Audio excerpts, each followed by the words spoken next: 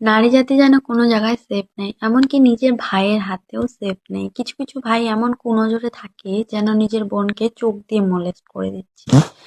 এই ৩ বছরের বাচ্চাটার কি দোষ ছিল? তাকে একটা চকলেটের লোভ দেখিয়ে ছিঁড়ে খাওয়া হয়েছে।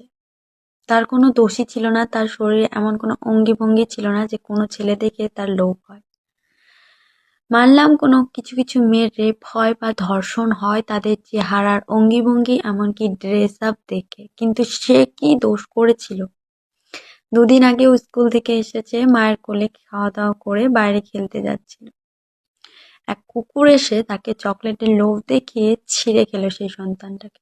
মা জানতোই না যে কি করে তার সন্তানটাকে ছিঁড়ে খেলো।